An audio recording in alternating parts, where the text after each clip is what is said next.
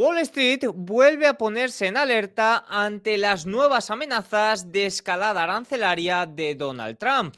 ¿Cuáles son los niveles clave antes de una semana de importantes datos macroeconómicos y de resultados de Nvidia?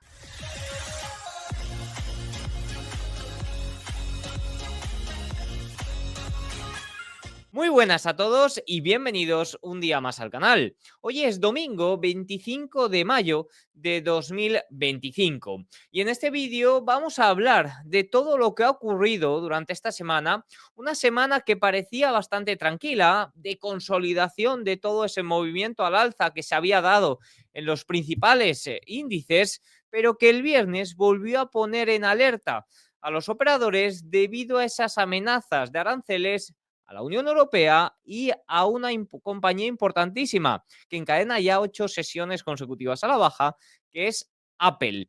Y todo esto antes de una semana donde tendremos datos de producción de bruto, la segunda lectura del primer trimestre, que recordemos que la primera mostró un crecimiento negativo, donde tendremos también datos de inflación, ese deflactor de precios que tanto sigue la Reserva Federal y donde tendremos, atención, resultados empresariales de una de las compañías más importantes del momento, el eje de toda esa tesis de inteligencia artificial. Los resultados empresariales de Nvidia se conocerán el miércoles. Así que no me entretengo más, vamos a ver cómo está la situación y cuáles son los niveles y los indicadores que debemos seguir para esta semana. Bueno, ha sido una semana, como digo, un poco de intento de consolidación o de corrección un poco de ese gran impulso que habían tenido los mercados, ya no solo americanos, sino globales. Fíjense que desde ese 7-9 de abril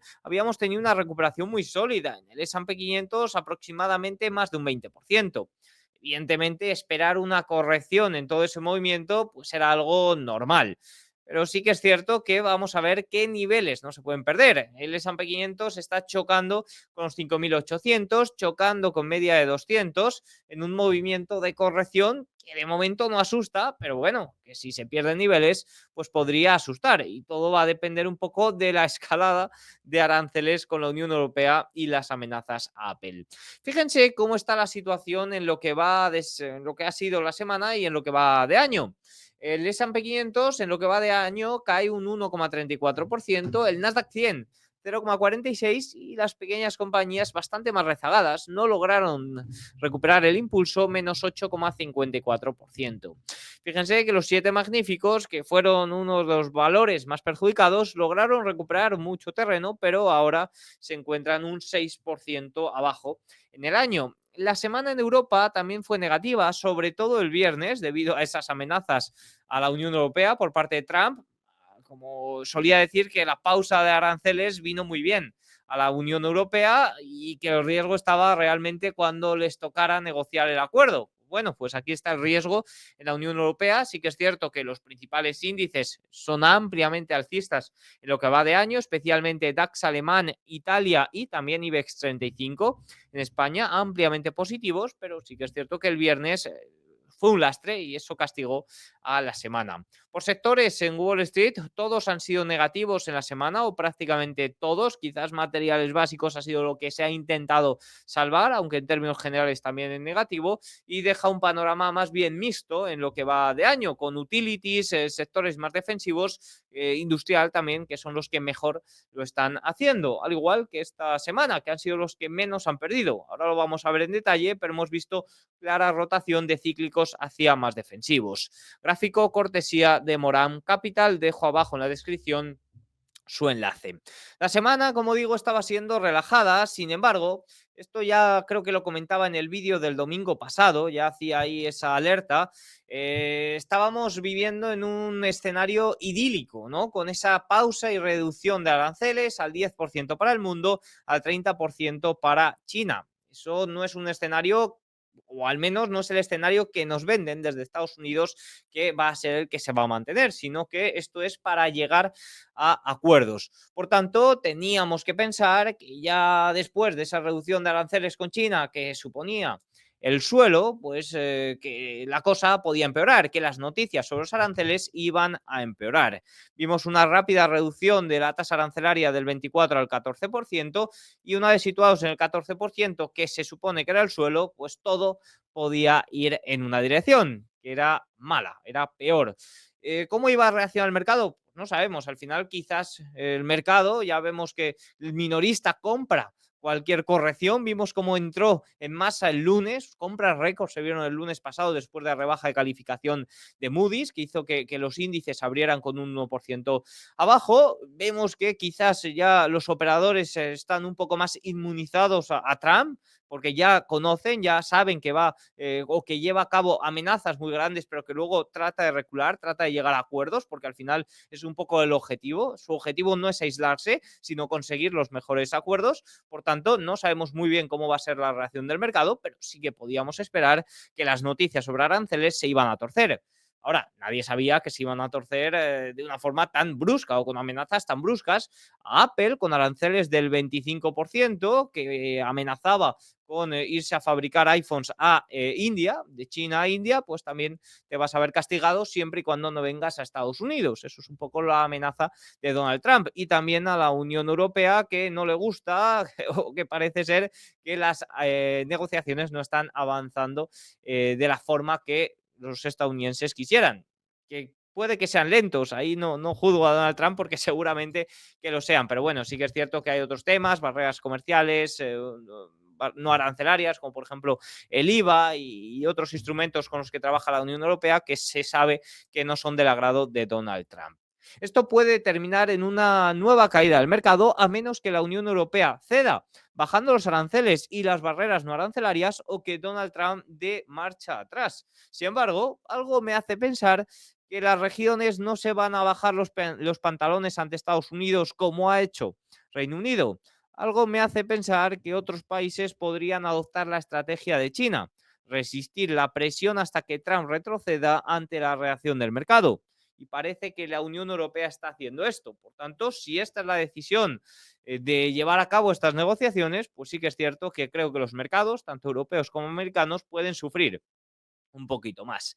Lo que es cierto es que el consumidor y las empresas ya están viendo el impacto de los aranceles, que la tasa arancelaria ha subido y en este momento, si entran en vigor estas amenazas del viernes, nos iríamos casi al 20%. Ya hemos visto como muchas empresas, Nike, Walmart y demás, han avisado de que se verán alzas por el lado de los precios y también podría ser que afecten a las condiciones financieras. Por tanto, sin duda es algo que hay que vigilar muy de cerca estos meses con el impacto de los aranceles. Esto, pues evidentemente, podría hacer que los datos económicos también comiencen a deteriorarse. Estamos un poco en esta fase del impulso. Estos datos de abril, estos datos también de mayo, que ahora es un poco donde estamos observando, pues es cuando se pueden deteriorar o cuando podemos ver también alzas de precios. El caso, después de las amenazas del viernes, nos iríamos a una tasa arancelaria ya no del 14%, sino cercana al 20% de nuevo, en torno al 18-19%. Esto hizo que el Dow Jones y el S&P 500 el viernes cayeran por cuarto día consecutivo. Aquí podemos ver al S&P 500 que sí que es cierto que logró sostener esa media de 200 sesiones que de momento ha hecho el apoyo.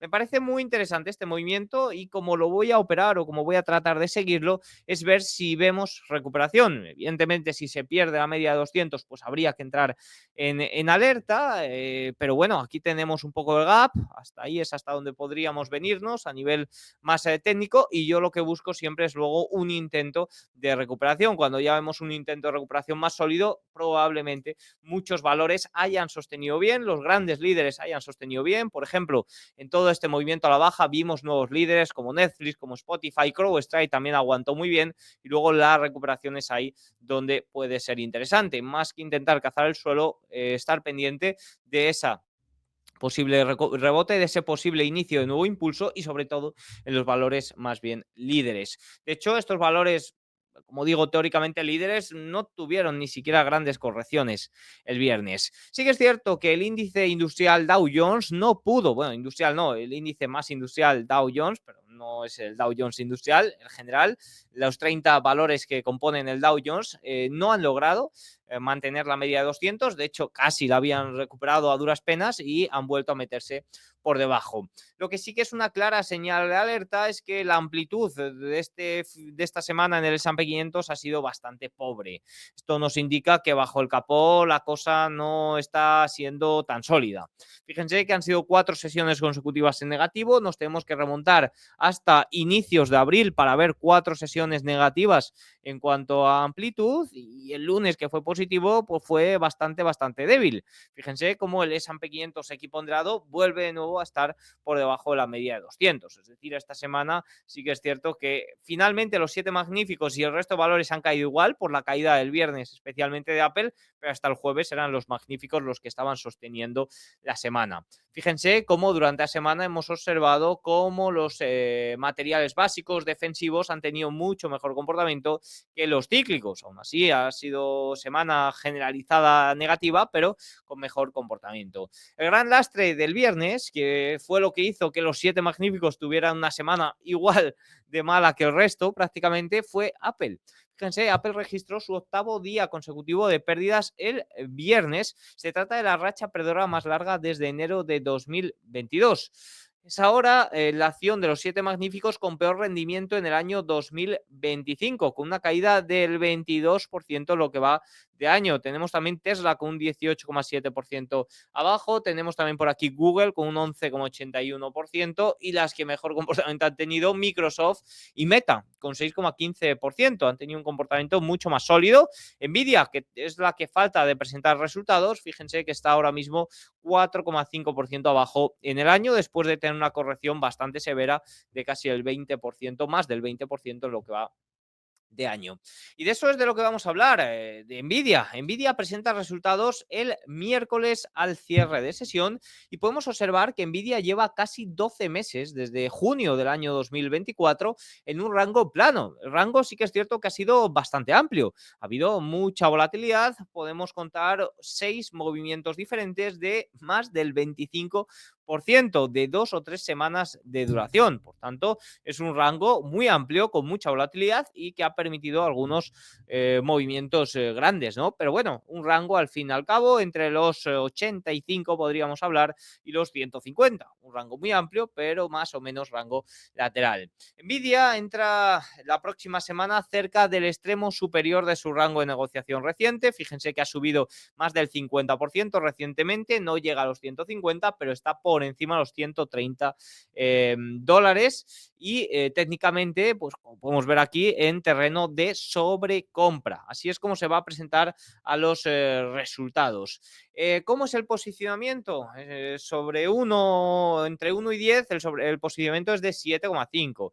No es el mayor posicionamiento. Evidentemente, Nvidia ha llegado a resultados empresariales con posicionamientos 10 de 10 o 9,5 de 10. Evidentemente, ahí es muy complicado que haya una sorpresa positiva. De hecho, hemos visto que Nvidia ha sido una compañía que ha llegado a presentar crecimientos intraanuales del 200% y que el valor incluso corrija o no se mueva apenas. Bueno, pues ahora sí que es cierto que hay margen para un aumento de posicionamiento. El posicionamiento es alto, pero hay margen para sorpresas positivas. El enfoque para este trimestre probablemente se centrará en el rendimiento del margen, pero el debate de alto nivel sigue centrándose en la trayectoria de cifras hasta 2026 y los factores clave en torno al comercio y la geopolítica. Recordemos que el día 15 de abril Nvidia anunció que el gobierno de Estados Unidos comenzará a exigir una licencia para exportar sus chips H20 a China. Esto supone un golpe directo de 5.500 millones de dólares solo en el primer trimestre, lo que se traduce en unos 22.000 millones anuales. En otras palabras, el 17% de las ventas totales y el 27% de su beneficio operativo. Recordemos que ha habido duros golpes por todo el tema China. Evidentemente ha habido un alivio de tensiones a nivel general con China, eso ha beneficiado, pero ahí es por donde puede estar también un poco el foco. Nvidia también se ha beneficiado durante estas últimas semanas por los buenos resultados de sus grandes clientes, los llamados hiperescaladores, Microsoft, Meta, Amazon, que han presentado buenos o sólidos resultados y que aspiran a convertirse en competidores directos de Nvidia, pero que siguen siendo los grandes clientes y que de momento han respaldado este impulso estas semanas de Nvidia. Veremos Vamos a ver en cuanto a resultados. Sobre los niveles clave de la semana, basados especialmente en los mercados de opciones, al final a nivel de ver qué puede hacer el precio, de ver qué puede hacer el mercado, creo que hay varios puntos clave. Uno sería lo que ocurre bajo el capó, si nos vamos a observar qué está haciendo la amplitud, como ya hemos observado, 4 sesiones consecutivas negativas, la semana en general nos está dando advertencias por la amplitud de que quizás hay problemillas, ¿no? No sé si recuerdan lo que ocurrió en diciembre, vimos como durante 8 o 9 sesiones la amplitud era negativa y el S&P 500 cerraba en positivo, impulsado especialmente por los 7 magníficos. Llegó un punto en el que, oye, los 7 magníficos aflojaron y el mercado la segunda mitad de diciembre fue más negativo. Por tanto, lo que está ocurriendo bajo el capó sin duda es una clara señal de la solidez que tiene el mercado. Y por otro lado, los mercados de opciones. Los mercados de opciones están ganando cada vez más popularidad, cada vez mueven más dinero y por aquí se pueden observar también grandes señales. El movimiento implícito del S&P 500 es del 2,07% de la semana. El foco no estará solo en los resultados de Nvidia, sino que también tenemos comentarios de miembros de la FED y también resultados o eventos macroeconómicos importantes. Y también estaría atento a las titulares o a los titulares sobre negociaciones del proyecto de ley que se elevará al Senado después de la reciente aprobación en la Cámara de Representantes. Por tanto, por ahí también tendría un ojo puesto, ya que afecta a los bonos más que a las acciones, pero ya vemos que los rendimientos están en un nivel que podría lastrar a las acciones. El S&P 500 cerró en los 5.803 puntos el viernes, aproximadamente 30 puntos por debajo del nivel Gamma Flip.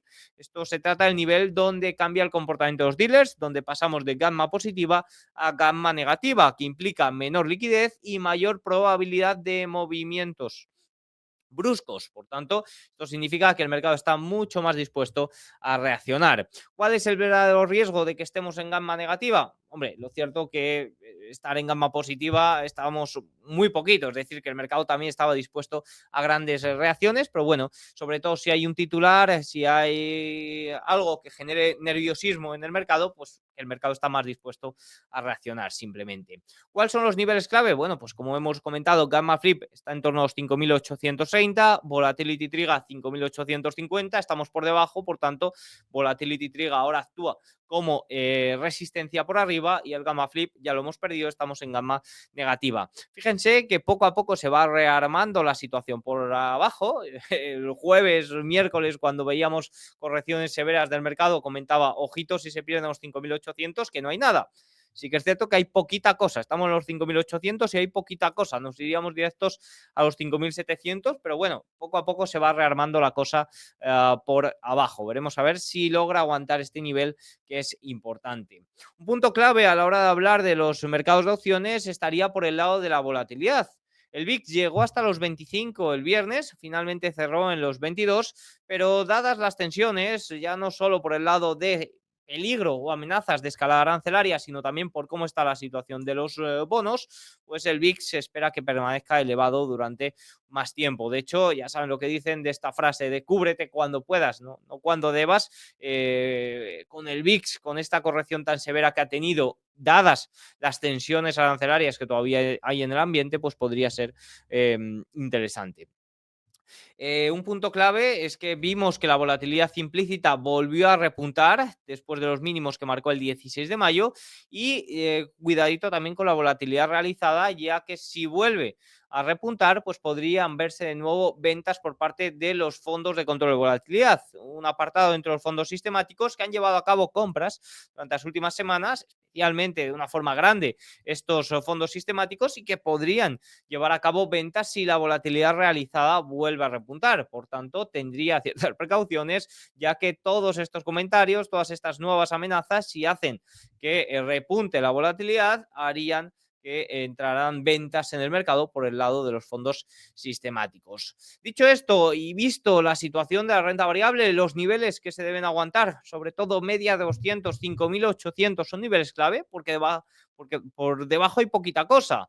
Y si se mueve debido a un titular, entraríamos en terreno, ya estamos en terreno de gamma negativa, movimiento mucho más dispuesto a reaccionar, incluso podría haber ventas si vemos que la volatilidad realizada repunta. Una de las claves para saber si puede verse afectado la renta variable en estos momentos es la renta fija, que es por donde existen grandes tensiones. Sí que es cierto que el viernes, pese a los grandes titulares, vimos que los bonos o los rendimientos de los bonos cerraron apenas sin cambios. Eso sí, intradía tuvieron grandísimos movimientos, y es que los tipos de interés a largo plazo, ya no solo estadounidenses, sino globales, están siendo el centro de atención durante la última semana. Tanto Estados Unidos como Europa, como Reino Unido, como especialmente Japón, que lo comentaba en el vídeo de ayer, enfrentaron presiones por el lado de los bonos. Estamos en un periodo de déficit históricamente elevados y una alta oferta neta, con un contexto macroeconómico que todavía respalda tipos más altos frente a una demanda debilitada. Pasamos de planes para alcanzar un objetivo de déficit del 3% en Estados Unidos a ahora culpar a la administración anterior y tomar como bueno que los déficits sigan cercanos al 7%. Por tanto, parece que esta evolución de la deuda ya lleva una velocidad muy grande como para frenarla, y que pues, se va a quedar con nosotros durante más tiempo del que pensamos. ¿Cómo nos podemos cubrir ante esto? Activos reales, oro. Esta semana ha cerrado en máximos, ha tenido su mayor cierre semanal histórico. Bitcoin, que alcanzó nuevos máximos históricos el viernes. Otros activos financieros, evidentemente, también van a tender a revalorizarse simplemente porque la contraparte, debido a esta evolución de la deuda, debido a esta evolución de la inflación monetaria, cada vez va a valer menos. ¿Qué podría cambiar esta tendencia de los bonos a largo plazo? Bueno, pues en primer lugar, reducir el déficit público, reducir el gasto público, mejor dicho. Esto es algo que no está de moda, esto es algo que, por ejemplo, la administración Trump quería llevar a cabo o quiere llevar a cabo. De hecho, durante los primeros meses de administración lo está haciendo bastante bien, pero que es difícil mantenerlo, sostenerlo a largo plazo, y que evidentemente en las democracias que vivimos ahora mismo, pues sería un plan de cambio, un plan que puede traer dolor a corto plazo y que ningún político se va a arriesgar a ello, ya que su único objetivo es ser reelegido en 4 años. También podríamos ver intervenciones por parte de la Reserva Federal o del Tesoro.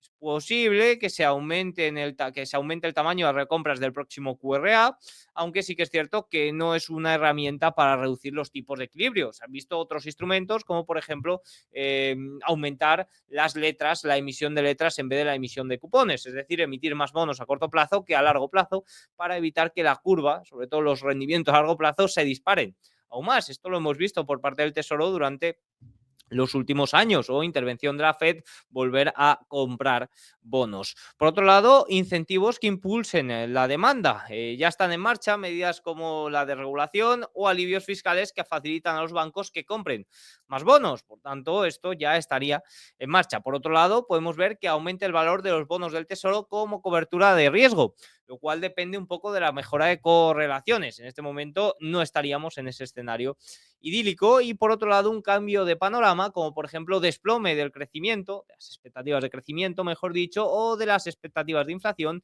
que provoque una caída por el lado de los bonos y que obligue, por ejemplo, a la Reserva Federal también a bajar tipos de interés, y que el tramo largo también se vea lastrado, que hemos visto que los rendimientos a corto plazo también están en niveles bastante elevados. Lo cierto es que por ahora no se espera que ninguna de estas opciones vaya a ofrecer un soporte significativo, por lo que es probable que los tipos a largo plazo se mantengan en niveles elevados. Aquí la velocidad es un aspecto clave, ya que hasta ahora la baja volatilidad relativa ha hecho que el rally de bolsa se haya pausado, pero que no se haya revertido. En estos momentos la magnitud es muy importante, sobre todo cuando nos aproximamos al 5% del rendimiento americano a 10 años, aunque vemos que 20, 30 años al 5% también son niveles psicológicos que cuesta mucho recuperar, pero sobre todo también es importante la velocidad, que muchas veces nos olvidamos y que a veces, sobre todo cuando es muy rápido, tiene mayores efectos incluso que la magnitud. Cuando el rendimiento americano a 10 años sube más de 60 puntos básicos en solo un mes, ahí se ve especialmente lastrada la renta variable, porque la velocidad puede romper más cosas incluso que la magnitud, que también es importante, pero cuando se dan movimientos muy rápidos hay que tener ciertas precauciones. ¿Cuáles son estos 60 puntos básicos? Pues si en la próxima semana nos vamos aproximando en los rendimientos americanos a 10 años al 4,7%, como por ejemplo vimos el miércoles, fíjense que el miércoles cuando el rendimiento americano a 10 años se aproxima a 4,6, 4,7, que ya está ahí, vimos que la renta variable sufrió. Por tanto, 4,7% sería recuperar estos 60 puntos básicos en solo un mes y sería hay un gran riesgo para la renta variable. No obstante, hay que tener en cuenta que una continuación de la debilidad del dólar podría compensar este endurecimiento de los rendimientos, este endurecimiento de las condiciones financieras. Y vemos que es lo que está ocurriendo. De ahí anteriormente cuando hablaba de condiciones financieras y que va con matices, sobre todo con ese matiz del dólar. La pregunta es a dónde podrían llegar los rendimientos, en este caso 10, 20, 30 años, el tramo largo. Bueno, si vemos un crecimiento tendencial de la inflación del 2, 2,5, alrededor del 3% y déficits sostenidos cercanos del 7%, sí que es cierto que no parece descabellado que en los próximos años tengamos que convivir con unos rendimientos americanos a largo plazo superiores. ¿Se puede ir al 6%? Bueno, pues hay algunos operadores y analistas que hablan del 6%, es cierto. Es una magnitud preocupante ya porque significaría que el rendimiento americano a 10 años estaría cercano al 5%.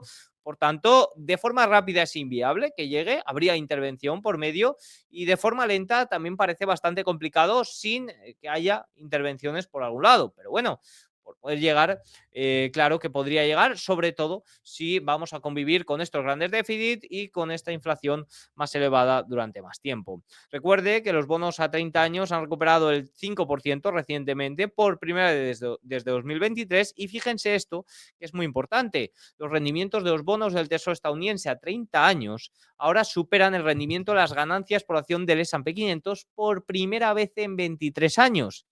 Esto lo que implica es que inversores conservadores pueden preferir bonos a acciones, ya que son teóricamente más seguras o menos volátiles y les ofrecen un rendimiento, en este caso, incluso mayor. Esto sin duda es un hecho histórico en los últimos años. La pregunta clave aquí es si es una oportunidad, en este caso, los bonos del tesoro a largo plazo, un índice o un ETF como por ejemplo el TLT. Lo cierto es que el viernes se vio una gran cantidad de opciones de compra a última hora y vemos que evidentemente no fue en un nivel cualquiera, vimos que está en un nivel de soporte, que sí que es cierto que en octubre de 2023 se perdió y se fue casi hasta por debajo de los 80, pero vimos que en abril de 2024 aquí yo vi una oportunidad muy clara de compra del TLT. Aquí vimos que a inicios de 2025 también y sinceramente creo que aquí también, evidentemente gestionando el riesgo, sabiendo que la tendencia estructural de los bonos a largo plazo sobre todo es estar más a la baja, precio inverso a rendimiento. Si hemos hablado que los rendimientos se ven afectados para que estén altos por más tiempo, pues bajos por más tiempo en los bonos, pero sí que es cierto que en estos niveles, por debajo de 90 especialmente, creo que el TLT puede ser una oportunidad interesante, ya que suele tener rebotes que pueden ser aprovechables. Como digo, eso sí, gestión del riesgo y llevarlo a cabo con cierta gestión del riesgo, porque los rendimientos están altos y pueden mantenerse altos por más tiempo. Aunque la economía estadounidense puede que no lo aguante y tenga que haber alguna intervención. Sin duda, todo este tema de los bonos está ofreciendo en estos momentos una de las tensiones más grandes que se recuerdan recientemente.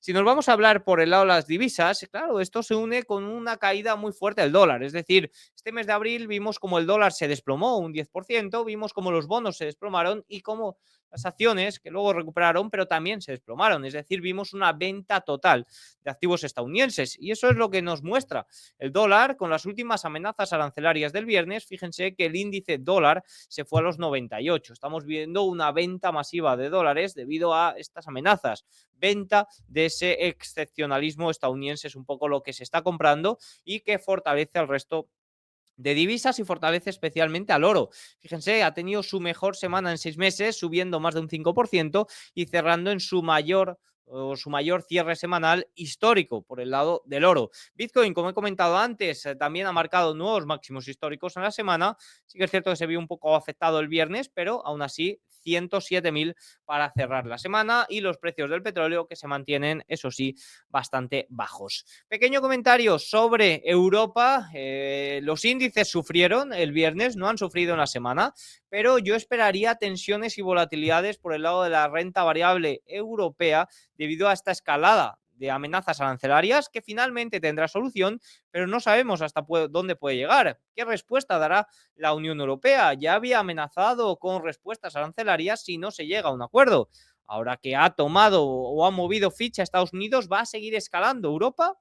Evidentemente, ambas regiones están dispuestas a ponerse de acuerdo y lo harán, al igual que ha ocurrido con China, pero entre medias sí que es cierto que, oye, después de esta euforia por el lado de renta variable, podríamos ver ciertas correcciones. Sufrió especialmente el sector automovilístico y el lujo, desplomándose más de un 3% el viernes. El DAX alemán también cayó un 2,3% el viernes, y la medida de volatilidad bursátil europea registró el viernes su mayor subida intradiaria desde el día 2 de abril.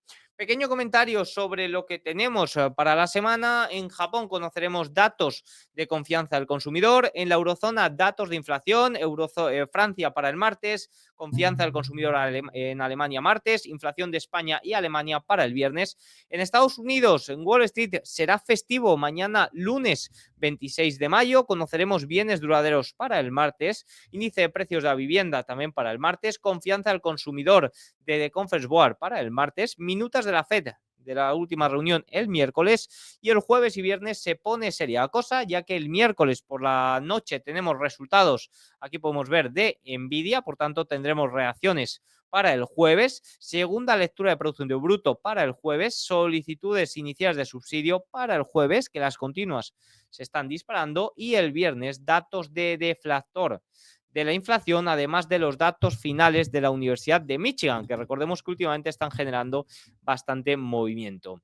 Así que nada, tienen todos los datos de lo que será la próxima semana. Espero que les haya gustado el vídeo. Si es así, háganmelo saber con un like, un comentario, y nos vemos mañana. Chao.